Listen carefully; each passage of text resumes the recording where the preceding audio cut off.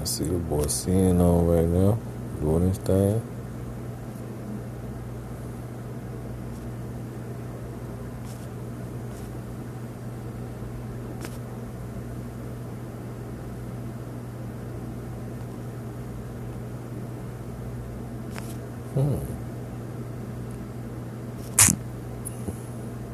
Oops, excuse me.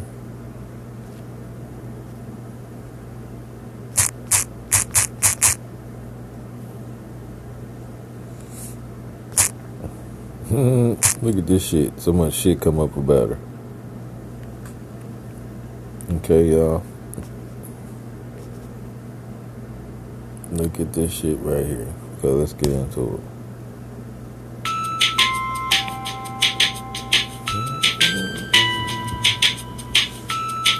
I'm laying it down. Could and still cannot see anything like a dark side to the person who is called the patron saint of mission. Mother Teresa, or should we now say Saint Teresa of Calcutta. For decades, it was seen on TV screens around the world, tending what she called the poorest of the poor.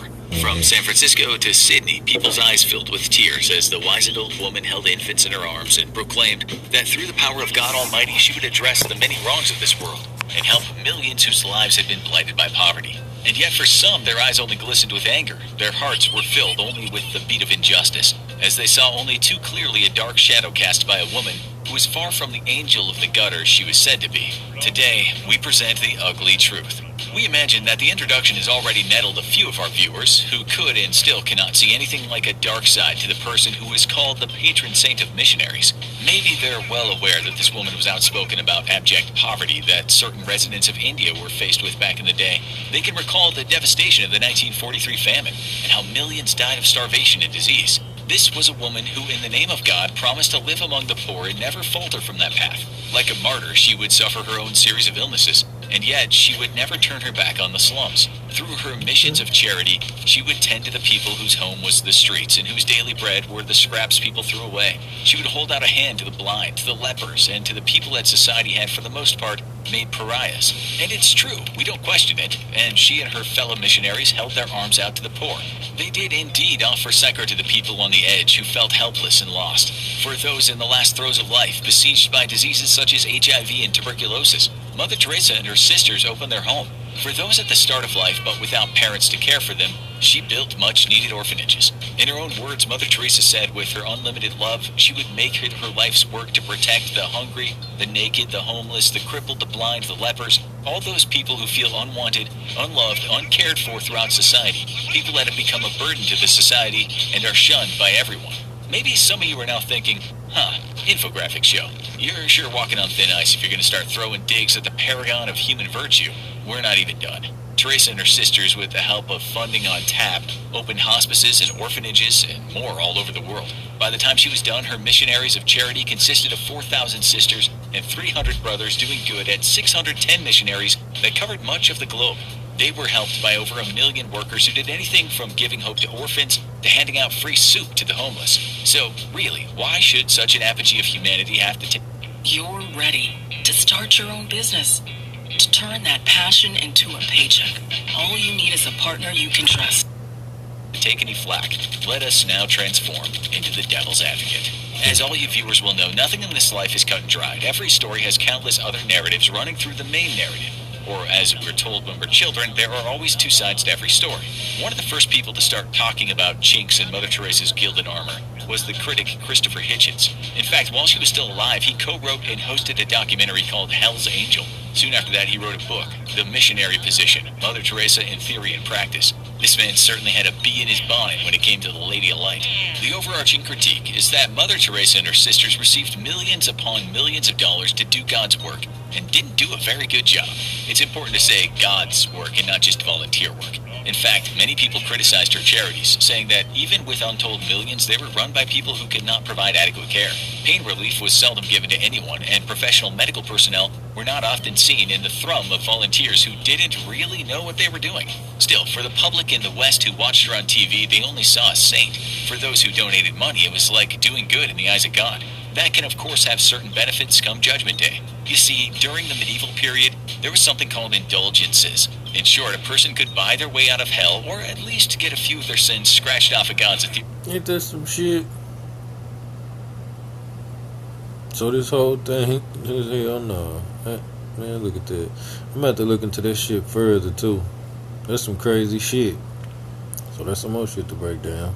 Real chalkboard. Critics believed Mother Teresa was selling indulgences, and to them it was kind of a con. Here's what Hitchens said about that. This returns us to the medieval corruption of the church, which sold indulgences to the rich while preaching hellfire and confidence to the poor. Mother Teresa was not a friend of the poor. She was a friend of poverty. She said that suffering was a gift from God. Hitchens said he once got to talk with her face to face, and she told him outright that she wasn't trying to get rid of poverty, that she was certainly not a social worker. Her mission was to create more Catholics in the world and expand the Catholic Church. He and others argued that she was never going to try to fix poverty or lessen some of the pains that came with it. How could she be? They said her facilities were badly run, and they did not focus on methods of poverty reduction in terms of education or empowerment of women. In 2010, long after the so-called Angel of Mercy had passed away, a writer from Forbes visited one of the missions of charity and said what she found were volunteers and other people questioning what exactly was going on down there. The article said those places had always been resistant to change, and things had been done the way Mother Teresa wanted them done, which was most of the time volunteers doing jobs that they were not trained to do. The writer said, missionaries has always kept change at bay, but in a world where it is very difficult to hide behind secrecy, the number of disillusioned followers is increasing. She interviewed one of those volunteers, a guy from the United States, who went over to India to do some good. It should be mentioned here that the volunteers don't get any say in the running of the places, nor do they have any idea about all the money coming in and where it goes. This particular volunteer expressed surprise at what he first discovered over the first few days. In his own words, he said, "I was shocked to see negligence. Needles were washed in cold water and reused, and expired medicines were given to the inmates. There were people who had a chance to live if given proper care." So again, people have asked about how so much cash can do so little. But that volunteer said in no time at all he witnessed someone needlessly dying. He said another volunteer, without any medical training, had tried to feed a paralyzed person, but he did it wrong and that person died. He said he also saw someone having a toe amputated and not being given any kind of anesthetic. Yet another volunteer said she saw in one facility syringes run under cold water and reused, aspirin given to those with terminal cancer, and cold baths given to everyone. Mother Teresa allowed no criticism of such practices. People countered such criticism, saying, hey, these places are home to the sick, the poor, the dying. They're not a hospital. Okay, state the naysayers, fine, but why not offer some real medical expertise with all that cash? As you'll soon see, the money donated was not exactly pennies. And what about the ones who recovered? Surely there should be some sort of rehabilitation going on to help them when they're ready to leave. One European volunteer said sometimes people left of their own accord, but other times they were forced back into the streets with no help or guidance as to how to survive. For that reason, they might soon be back. In this respect, it almost sounds like the prison system in many countries and their revolving doors. Some of them would rather not have empty beds. In the world of perpetual poverty, there's the term, the charitable industrial complex. Mother Teresa had been accused of being part of that, perhaps even a lodestone. That same volunteer we just mentioned said one woman was very sick with diabetes, and then she was gone. The sister said she'd been placed in another facility, but a few days later the volunteer saw her back on the streets. Still, she couldn't walk right. There are numerous reports of money being donated to certain missionaries of charity facilities, but not much of that money being seen. A German report going all the way back to 1991 said that only 7% of the donated cash actually appeared at the place it was donated to. Okay, so where is that missing money? No one knows, but Forbes points out that it's controlled by the Vatican now that Mother Teresa is resting in peace. One of the people who should know as well as anyone about what Mother Teresa did was Dr. Arup Chatterjee. He grew up in Calcutta, and while studying to be a doctor was one of the few voices shouting about the terrible state of the poor. He did this shouting from the slums. He later went over to the UK, where he said he was shocked by the British adulation of Mother Teresa. She was indeed portrayed as a saint, although when he was campaigning in the slums back in India, he said he never saw any of the sisters. He later wrote about what he called a cult of suffering, and spent much of his time trying to understand how, if at all, Mother Teresa and her gang of sisterly angels were helping the poor. He spoke with many, many people who worked closely with the sisters, which concluded with him writing a book, Mother Teresa,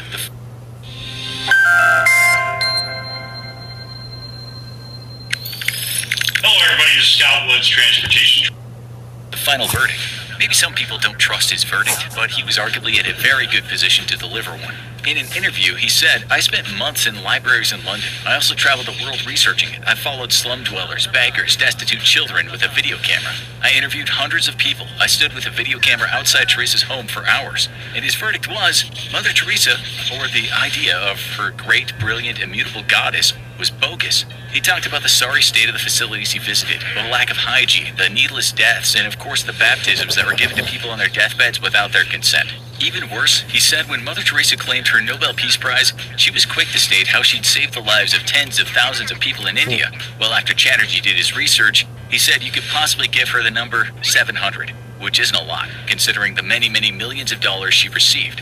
His research also found that in Calcutta, the Missionaries of Charity was giving very little help in terms of food and water compared to most other charities. In some countries, help was hardly given at all, and conversion to Christianity was what was really going on.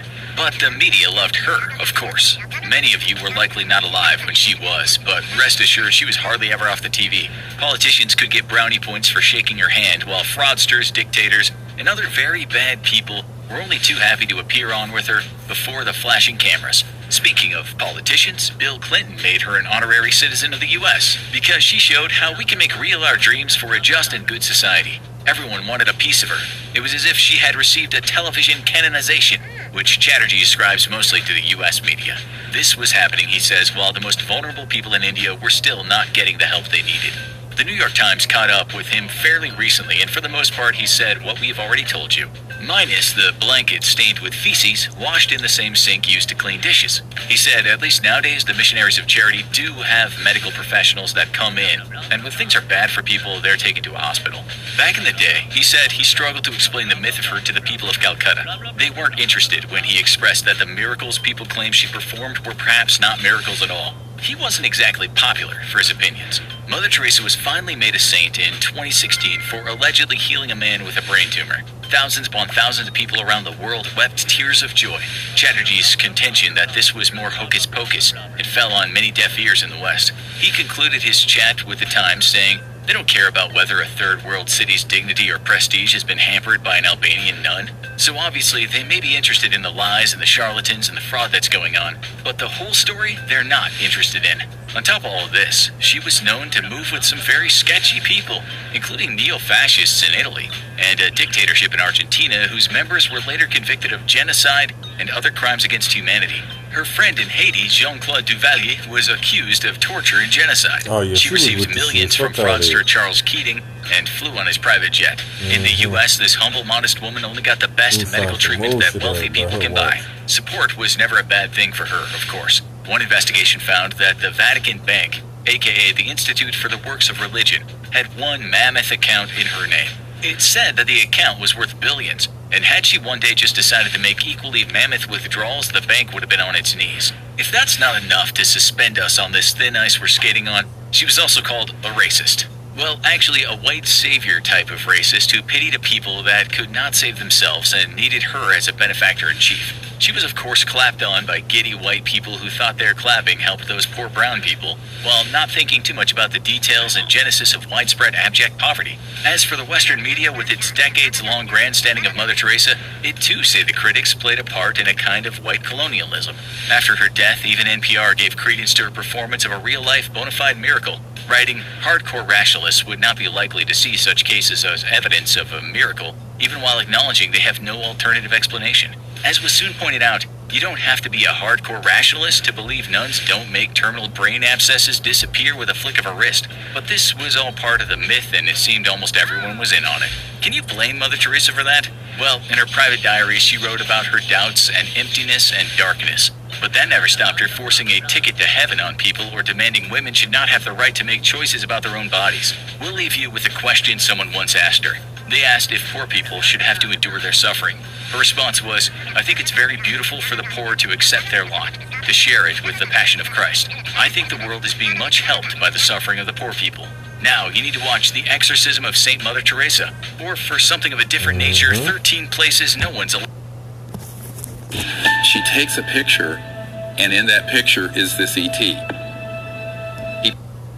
Mother Teresa, a saint to some and a verifiable hell's angel to others, might have had a big heart, but the fact is, it wasn't a very good heart. In 1983, while visiting Pope John Paul II in Rome, it gave up on her when she had a heart attack. 6 years later, she was fitted with a pacemaker after more heart trouble. Fast forward some more years and she was in a hospital bed surrounded by people who thought she was about to meet their angels. An archbishop who was at her bedside, however, believed it was more than a biological breakdown. "It's the devil," he cried. "Satan is messing with this dear old woman." And so attempts were made to evict Lucifer from the rather frail woman's body. We guess a few of you might now be thinking, Mother who? Well, if you were alive in the 80s or 90s, or even before that, you know that she was hardly ever off the TV. This was a woman the church later said that not only devoted her life to looking after the poor, but she could also perform legitimate miracles. Yeah, healing the blind kind of stuff. That's why she was made a saint, Saint Teresa of Calcutta. The question is, could a saint be possessed by the devil? Watch on and all will be revealed. She was born in 1910 in North Macedonia with the name Mary Teresa Boiajou. As a kid, she was always fascinated with missionaries, and so when she was 18, she packed her bags and headed off to Ireland, where she joined the Sisters of Loreto, where she touched up on her English and learned about becoming a missionary. It was then that she became Sister Teresa. A year later, she was in Darjeeling in West Bengal and India, training as a nun. Soon, she became Thérèse de Lisieux, the patron saint of missionaries. She became a teacher in the city of Calcutta, but all the time she was concerned about the pervasive poverty there, especially after the famine of 1943. 3 years later, she was heading to the mountains for some rest and recovery after likely contracting tuberculosis. It was on that train that she thought she received a message from Jesus. The message was serving him amongst the poorest of the poor. She later said this, "I was to leave the convent and help the poor while living among them. It was an order. To fail would have been to break the faith." So that's what she did. She set up her missionaries of charity and spent much of her time in the slums. Her objective was to look after the poorest of the poor, the blind, the lepers, the homeless, the people who walked around naked in the street and lived off the scraps that people threw out. She started to get a bit of her name for herself, and while she'd been poor herself up to now, she started receiving donations, lots of them. Soon she was opening up orphanages as well as hospices for the dying, the poor, and the lepers. She became fluent in English, Bengali, and Hindi, as well as already being able to speak Albanian and Serbian. Her charity became global, but as every TV in the world showed, she spent most of her time in India. Okay, so she doesn't sound like such a bad person. So where did all that talk about her being a hell's angel come from? We don't mean the bikers, of course. We mean a literal angel from hell. Well, she and all the helpers she had were hardly medical professionals, and many of the people that were treated in her hospices needed professionals to help them, not just some woman talking about God. People screamed out in pain, and they didn't get painkillers, but instead heard about Jesus. People were misdiagnosed all the time because doctors rarely visited the hospices. Some of the poor also received a bit of rough treatment from the sisters. One of the biggest critics was the writer and lifelong agitator Christopher Hitchens. He said members of her order baptized people in secret. They'd be dying and so didn't know what was going on. It was hush-hush because most of the people unknowingly buying their ticket to the Christian heaven were Hindus or Muslims. Hitchens said she was not a friend to the poor, she was a friend of poverty. He talked about the medieval corruption of the church and how she told the poor and sick to embrace suffering while rich folks could look good under the eyes of God by donating cash to Mother Teresa's charities. This is what Hitchens said after chatting with her. "It was by talking to her that I discovered, and she assured me that she wasn't working to alleviate poverty, she was working to expand the number of Catholics. She said, 'I'm not a social worker, I don't do it for this reason. I do it for Christ. I do it for the church.'" Hitchens, however, rarely likes to ever present his quotes in context, and despite all his fabulous zingers about religion, has never personally visited the poor to provide any sort of comfort or aid. So take his opinions with a huge grain of salt. It was also pointed out by others that Mother Teresa acted like a white savior, a kind of modern colonist, showing all the whites in the West how she was liberating the poor brown people. Back then there was no Twitter, but you can bet your life she would have come under a lot of criticism to help the poor. There's a certain luxury in criticizing someone for being a white savior while sitting comfortably in your first world home all your life doing nothing to help someone else in need. So again, take those comments with a rather large grain of salt. Okay, so is that why some people thought she had the devil in her? No, is the answer. It was for a totally different reason. You have to remember that she was also venerated all over the world and even handed the Nobel Peace Prize. She also had doubts, some referencing a kind of dark side she felt being pulled toward. She once said this, "Where's my faith? Even deep down, there is nothing but emptiness and darkness. If there be God, please forgive me. When I try to raise my thoughts to heaven, there is such convicting emptiness that those very thoughts return like sharp knives and hurt my very soul." Living amongst all that poverty seriously tested Mother Teresa's faith, raising doubts. So is this why she was exorcised? Well, it could partly be the reason. You already know that she got sick sick a lot. She likely had TB in her life, and she definitely had malaria. She had a heart attack in 1983 while visiting the big man in Rome, and the heart attack she had after that one almost killed her. She had a few good years, but slumming it all her life really started to take its toll. In 1995, she was due to go to Calcutta Airport and pick up a cool $12 million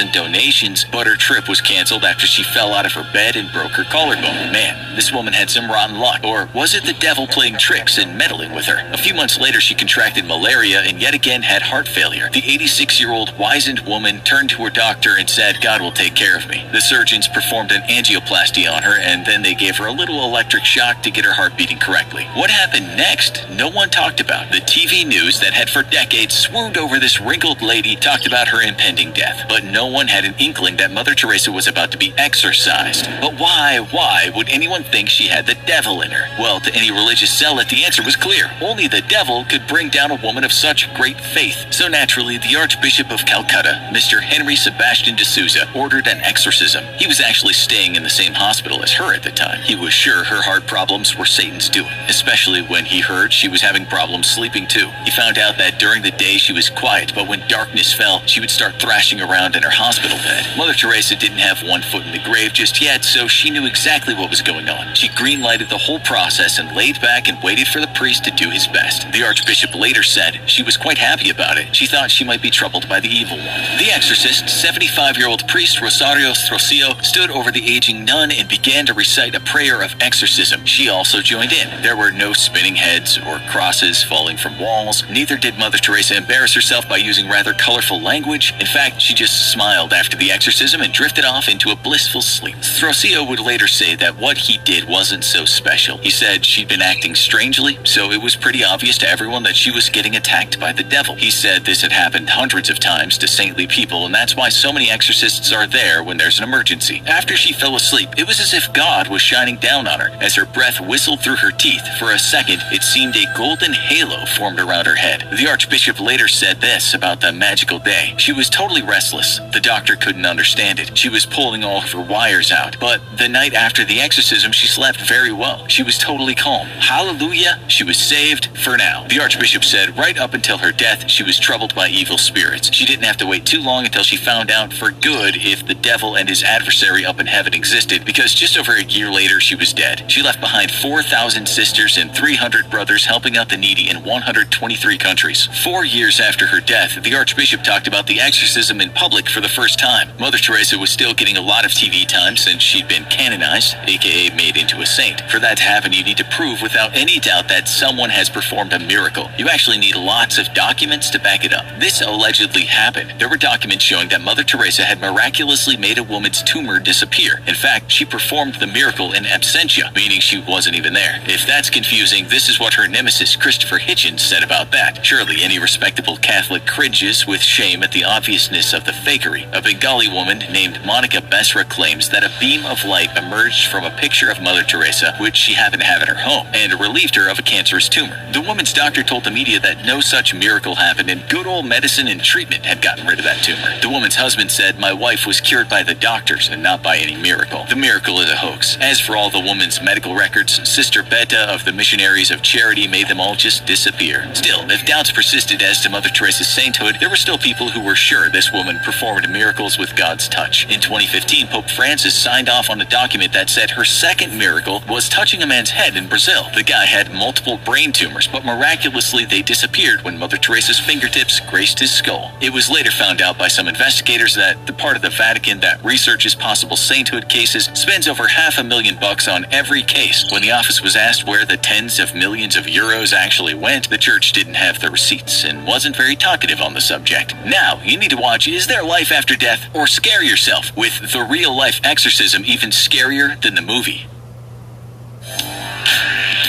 Well, I'm Big Bang. I am the chief. I got it like that, but I'm sick.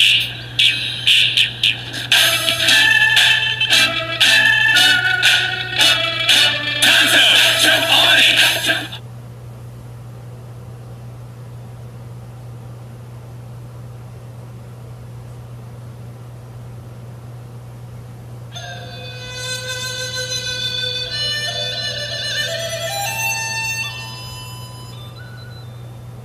Number 1. Sun Tzu said, the art of war is of vital importance to the state. Philip II of Macedon inherited a weak country, but moulded his army into a formidable and efficient force. He used warfare to secure his kingdom before instigating a conquest of Greece. After his death, the empire was passed on to his son, Alexander the Great, who ruled over a military campaign that created one of the largest empires of the ancient world. War is a tool for the state to achieve important objectives such as protecting the country and influencing others. Number 2. It is a matter of life and death, a road either to safety or to ruin. Hence it is a subject of inquiry which can on no account be neglected. During the First World War, Major General Arthur Aitken was sent to capture a port in East Africa. He was overconfident and refused to listen to others with knowledge of the area. The element of surprise was given away by sailing too close to the coast, allowing the opposition to create strong defensive positions. After hundreds of his men were killed, Aitken gave the order to retreat, leaving their supplies for the enemy. The expedition was a crushing failure. If you are not strong and cunning, then others will overrun you. If you wage war unwisely, you will only weaken yourself. Number 3. The art of war is governed by 5 constant factors, to be taken into account in one's deliberations. These are the moral law, heaven, earth, the commander, method and discipline.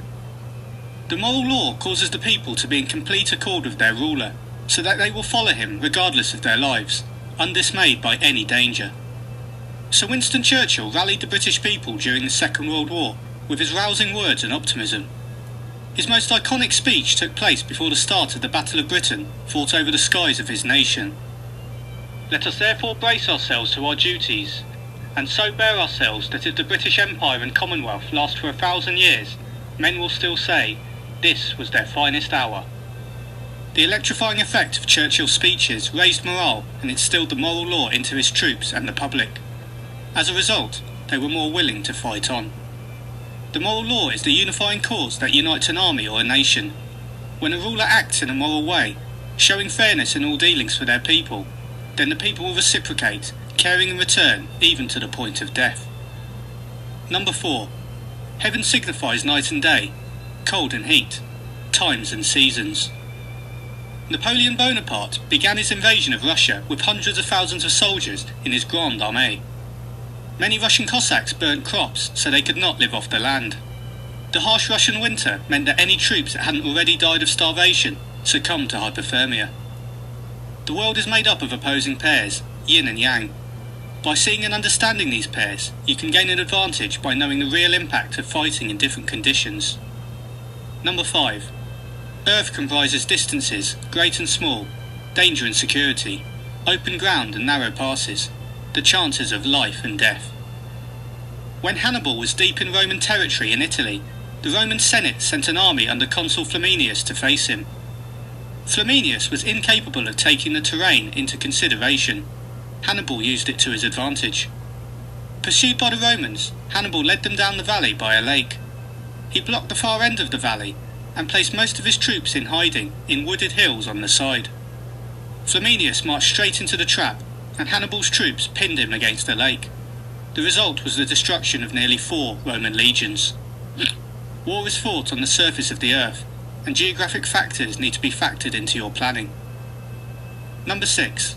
The commander stands for the virtues of wisdom, sincerity, benevolence, courage, and strictness. Kublai Khan, ruler of the Mongolian Empire, was taught the art of warfare from a young age. He was also exposed to Chinese culture and philosophy. When he later ruled all of China, he showed restraint when dealing with the people he conquered. Allowing their culture to be respected led to improvements in trade and infrastructure. Qualities and virtues can be found in great leaders from history, whether they fought military battles or not. How you lead dictates whether and how people follow. Your beliefs, values and plans will define how you win and lose wars. A leader with integrity creates passionate, dedicated followers. Number 7. By method and discipline are to be understood the marshalling of the army in its proper subdivisions, the graduations of rank among the officers, the maintenance of roads by which supplies may reach the army, and the control of military expenditure. The city of Sparta was known for its legendary fighting force of Spartan warriors. Men from the kingdom would enter military training as young boys and spend over 2 decades learning discipline, service and precision. Everything in the Spartan culture existed to serve and strengthen the military might of the city-state. They fought using a tight rectangular formation, which gave the kingdom a strong advantage over other Greek civilizations. When you have a vast number of troops, it is important that each knows where they should be and what they should do. Strict hierarchical organisation is a powerful way to achieve this. Wars are won by far more than fighting. Number 8. These 5 heads should be familiar to every general. He who knows them will be victorious. He who knows them not will fail. Subutai was a general and the main strategist for Genghis Khan. He gained victory using imaginative and sophisticated strategies, coordinating movements of armies hundreds of kilometres away from each other. Subutai utilised engineers to help build temporary bridges over rivers downstream to outflank his opponents. He tailored his strategy to match the enemy, adjusting his tactics according to the opponents, the terrain and the weather. He directed more than 20 campaigns in which he conquered 32 nations. Armies thrive and die based on what leaders truly understand or misunderstand. Number 9. According as circumstances are favourable, one should modify one's plans. On the eve of the Battle of Waterloo, Lord Uxbridge, commanding the cavalry, went to the Duke of Wellington in order to learn what his plans were for the next day, because, as he explained, he might suddenly find himself Commander-in-Chief and would be unable to frame new plans in a critical moment. The Duke listened and then said, "Who will attack the first tomorrow, I or Bonaparte?" "Bonaparte," replied Lord Uxbridge. "Well," continued the Duke, "Bonaparte has not given me any idea of his projects, and as my plans will depend upon his, how can you expect me to tell you what mine are?" Favourable circumstances are those where the situation suits particular tactics and strategies. Do not blindly follow advice. Understand how the jigsaw works and place the pieces where they fit. CeraVe, what your skin craves. Number 10. All warfare is based on deception. Odysseus created a giant wooden horse and filled it with thousands of armed men. He told the Trojan leaders that his gift was an offering to the goddess Athena, whose temple had been destroyed by the Greeks.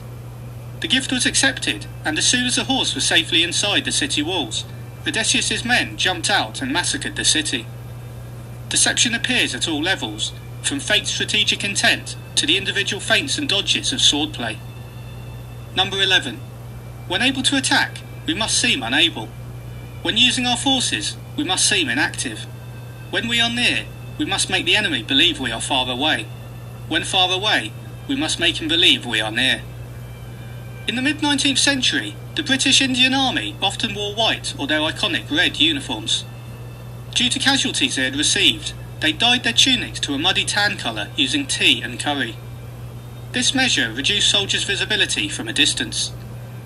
As humans, evolution has made us naturally deceptive. It has also made us cautious and good at detecting deception. The side which both spots deception and deceives the best wins.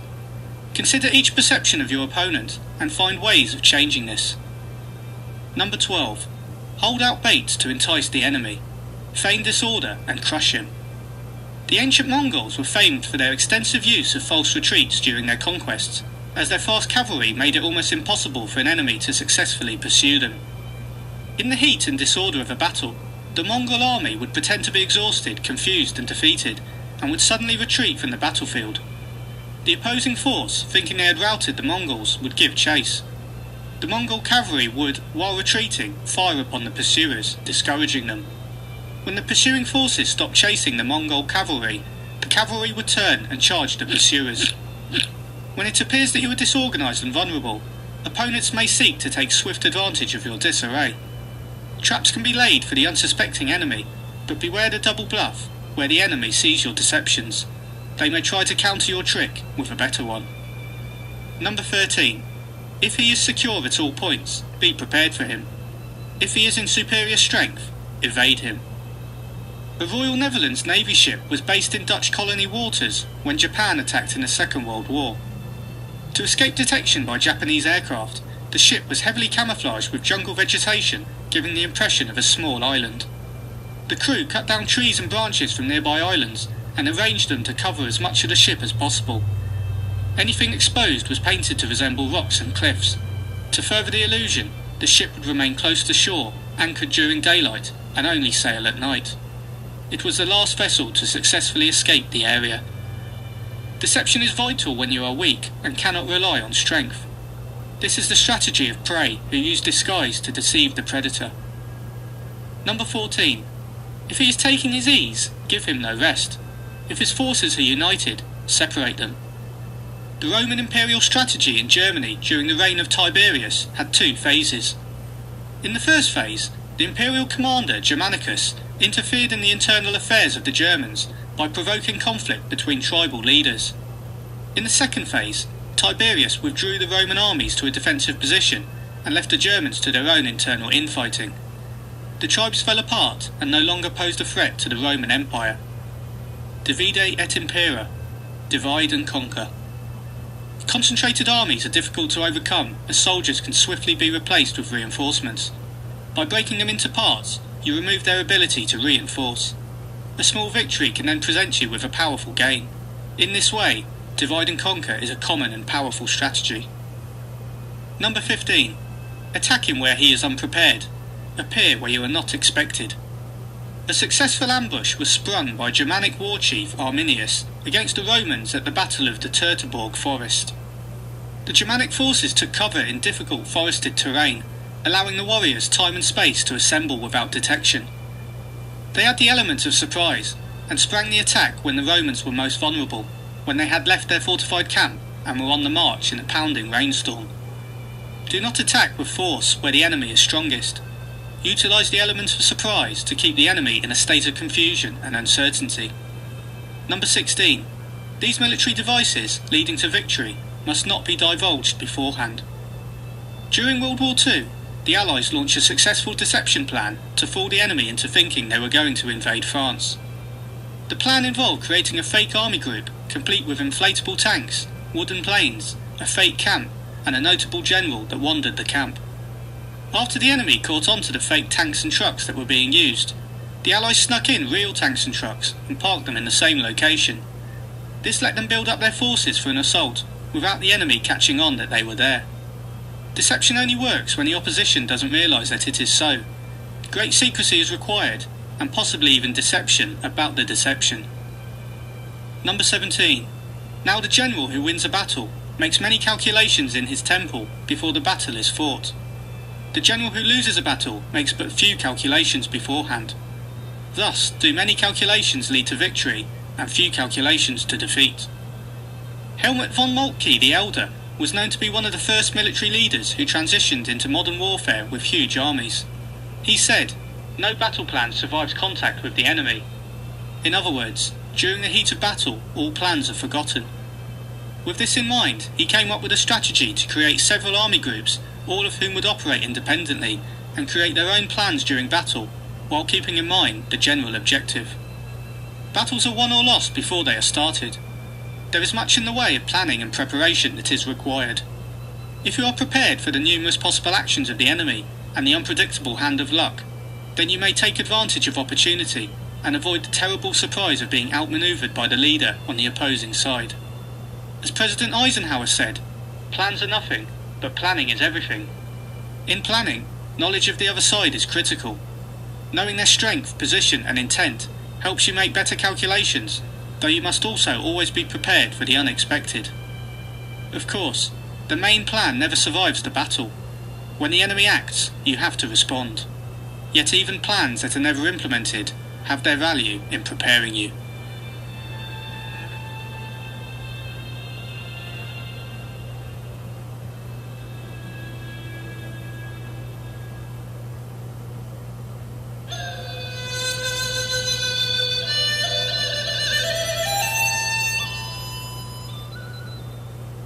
Number 1. When you engage in actual fighting, if victory is long in coming, then men's weapons will grow dull and their ardour will be damped. If you lay siege to a town, you will exhaust your strength. In 1779, the Spanish and French attempted to seize a British fortress in the Siege of Gibraltar during the American War of Independence. Despite assaulting the city with heavy guns, ships and thousands of troops, the British held firm retaliating with heated shots from cannons, causing mushroom clouds and forcing the enemy to finish the assault. After nearly 4 years of fighting, the Spanish and French forces retired and Gibraltar was held. It was the longest siege the British Armed Forces ever took part in. Soldiers are not machines, and this is one of the reasons war should be short and sharp. If possible, a siege strategy should be avoided, as victory in war is achieved with soldiers that are passionate and prepared for battle. Lengthy campaigns will eventually wear them out. Number 2. Again, if the campaign is protracted, the resources of the state will not be equal to the strain. Early in the 5th century, the Roman Empire was old and weakening. As the Romans struggled to hold Britain, new people came to England to settle from the area of modern Germany. They were the Anglo-Saxons, and many of them first came to England as mercenaries in the Roman army. As the Romans withdrew, the British leaders hired them for protection. The mercenaries were helpful while they were paid, but when the money ran out, they rebelled against the British. War has a cost.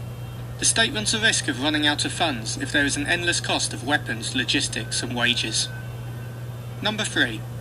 Now, when your weapons are dulled, your ardour damped, your strength exhausted, and your treasure spent, other chieftains will spring up to take advantage of your extremity. Then no man, however wise, will be able to avert the consequences that must ensue. In 1941, the Germans launched Operation Barbarossa, their name for the invasion of the Soviet Union. They were so confident of a quick victory that they did not prepare for the possibility of winter warfare in Russia.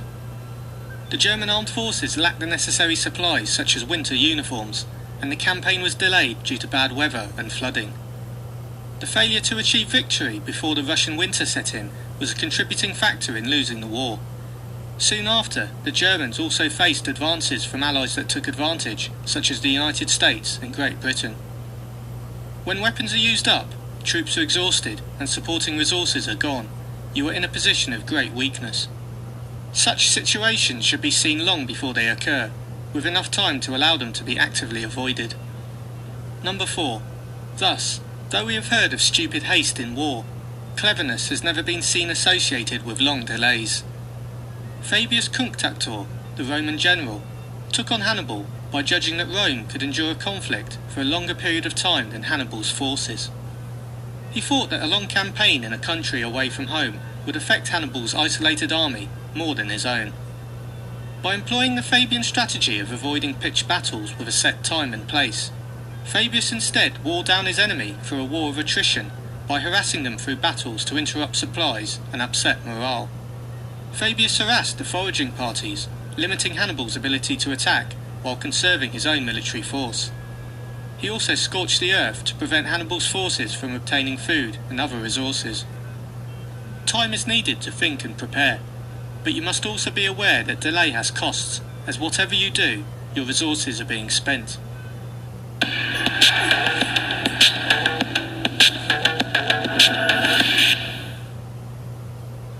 Number 5.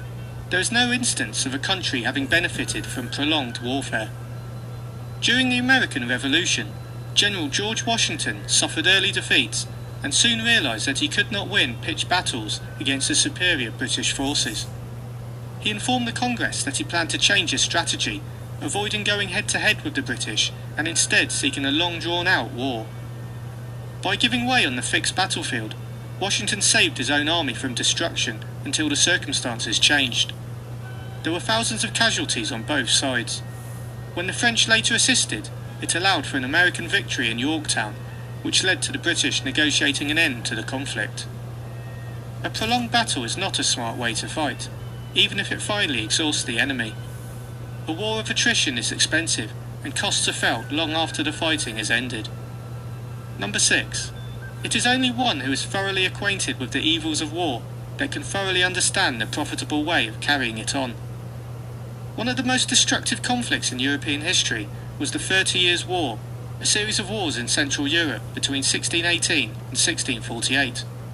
The end result was the death of approximately 8 million people. The war devastated entire regions. Famine and disease led to high mortality in many parts of Central Europe.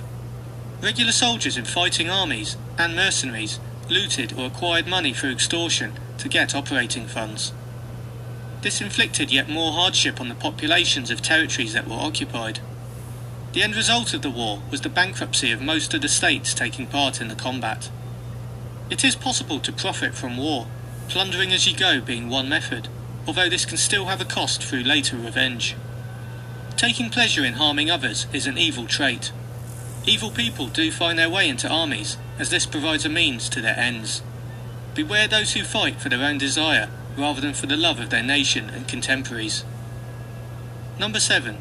The skillful soldier does not raise a second levy. Neither are his supply wagons loaded more than twice. Julius Caesar was extremely successful as a Roman military commander due to his energetic ability to get things done. He could do everything with astonishing speed, and lived at a quicker tempo than the people who he had to compete with.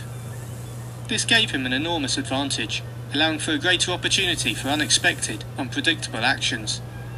This clear vision was Caesar's exceptional characteristic. It was the product of remarkable brain power, led by an unyielding determination. During the great Roman Civil War, Caesar went to deal with Pharnaces II, a king who had taken a city that was a Roman ally. Caesar's unusually swift approach brought war quickly, and when the clash occurred, Pharnaces' forces were completely overpowered. His victory was so rapid and comprehensive that when he wrote to his friend in Rome about the war, Caesar said, "Veni, vidi, vici," I came, I saw, I conquered. The value of time, specifically being slightly ahead of your opponent, has often counted for more than numerical superiority. After war has been declared, a strong army doesn't wait for supplies or reinforcements. It uses the elements of surprise to swiftly invade, creating momentum, immediately gaining ground. Number 8. Bring war material with you from home, but forage on the enemy. Thus, the army will have food enough for its needs. The Black Prince of England took part in the burning and pillaging of towns and farms during the 100 Years' War in France. It was known as the chevauchée strategy. These rapid pillaging raids plundered the countryside, which resulted in the local authority being undermined and hostages being captured. A chevauchée lived off the land, also stealing livestock, as well as causing general mayhem. It is always better to use your own weapons, which you know well, but for food and other supplies, it can be very helpful to capture these from your enemy. Number 9. Now, in order to kill the enemy, our men must be roused to anger. That there may be advantage from defeating the enemy, they must have their rewards. In an attempt to deepen anger against Germany and her people, in 1940 an anger campaign was devised by the United Kingdom Ministry of Information. This was done to increase resolve against the Germans, as until then, the British had little sense of real hostility towards the average German. In a series of broadcasts on the radio, a chief diplomatic advisor said that Germany was a nation raised on envy, self-pity and cruelty, which had finally given expression to the blackness of the German soul. Anger has a chemical effect on the body and the brain. Fear is forgotten and adrenaline courses through the muscles. It provokes a natural state for fighting. Seething anger also motivates troops effectively over the long term. The atrocities of the enemy may be held up and amplified so that they create a longer-term hatred that drive the army on until victory is gained. Number 10. Therefore, in chariot fighting, when 10 or more chariots have been taken, those should be rewarded who took the first. Our own flag should be substituted for those of the enemy, and the chariots mingled and used in conjunction with ours. The captured soldiers should be kindly treated and kept. The Romans were experts at successfully integrating the population of a conquered land. After invading a state, they would conquer it through non-violent means if possible, being lenient but backed by overwhelming force. They would allow freedom of religion, so long as the people also gave loyalty to the emperor. The Romans would build roads, aqueducts and promote trade to ensure lots of people got rich. As the Romans moved into the same territory, their high-class lifestyle became aspirational to the youth, and within a couple of generations, the original culture was consigned to folklore. If war ever took place, as a Roman ally, the conquered state was expected to send men to fight alongside Rome. In most cases, Rome managed to persuade troops from the conquered kingdoms that their best interests lay in fighting on behalf of the Roman Empire, rather than remaining loyal to their own nation. Ensure your troops do not become animals by ensuring they treat prisoners humanely. When the enemy's possessions have been taken, they may be forgiven. Soldiers who are captured and abused will hate you forever, as will their friends and family. Treat them well, and they will work with you more easily. Number 11.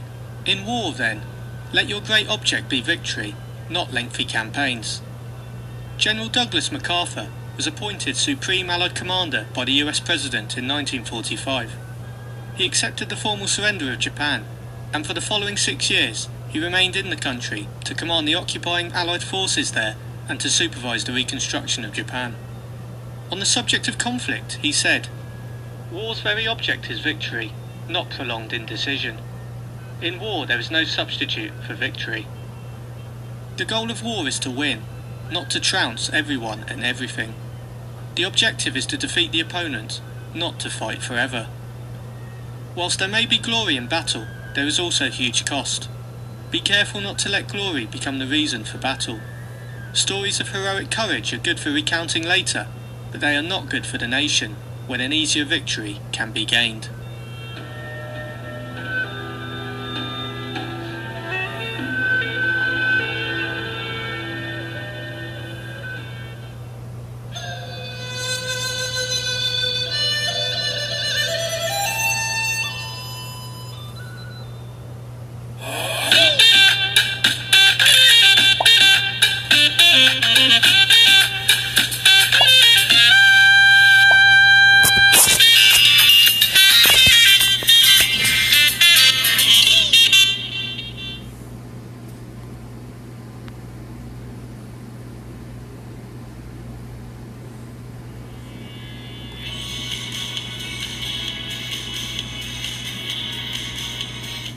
No, that shit was crazy.